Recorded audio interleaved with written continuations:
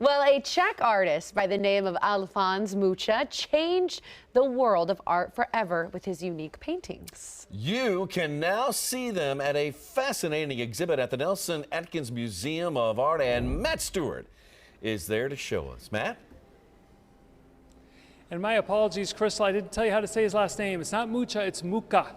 He's from Czechoslovakia. But yes, it's Mucha, but we call him Mucha, Alphonse Mucha. And yeah, you may not know the name, but you'll recognize the art. Look at this style of art. It's called Art Nouveau, meaning new art. And he was really the founder of that. And look at the influence even to today. Look at this Grateful Dead poster, and you can see some of the similarities with Mucha's work. And he influenced so many other people, other singers. In fact, Diana Ross, one of her covers or posters over here with the Supremes. You can kind of see the difference between that and the original Mucha right there.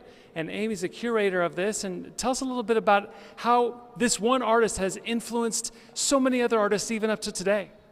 That's exactly right. It's through not only line, but floral effects, designs, stars, halos, sinuous whiplash curves of long hair. These things ripple through comics, album covers, Japanese manga, and it's wonderful to see that resonance across centuries in place. As we show people some of the other parts of this exhibit, I love it that you guys have this in English and Spanish, and you also have audio recordings people can listen to, knowing full well that there's going to be so many out-of-town guests here this summer for the World Cup. Exactly. We were trying to be approachable and accessible to everybody, and so there's multiple platforms that you can connect and engage with this work. So talk about Mucha's influence in art in general. You know, he was working in the commercial sphere, and so he was really out there and visible to so many people, but it really kind of comes down to 5 iconic lines, and we have a wonderful illustration in the exhibition that highlights those lines.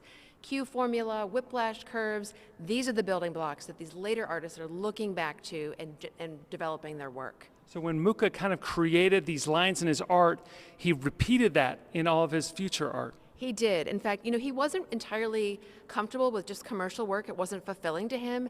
So in addition to these lines that he's repeating, the halo, they really draw from his own experience of his Slavic national identity. You see these halos, these are things he looked at and grew up with in the church, elements of mosaics and crosses and stars, things that really tie into his Slavic heritage. Well, it's wonderful that you have this here and just the influence it's had on other artists. So this Mucha exhibit, it is now open if you want to come and see it. There is a charge, it's $24 to get in, but it's going to be here through mid-August. And of course, with all those folks coming in from out of town, they wanted to pick an artist that a lot of Europeans, a lot of people around the world would recognize. So really hoping a lot of people from, you know, Argentina, Netherlands, England, when they all come in here to Kansas City, they'll come and check this out. Mucha. That was me, Matt. I took a leap of faith and I was wrong. Mucha. But now we know, and everyone who wants to come visit the exhibit knows. Now you know.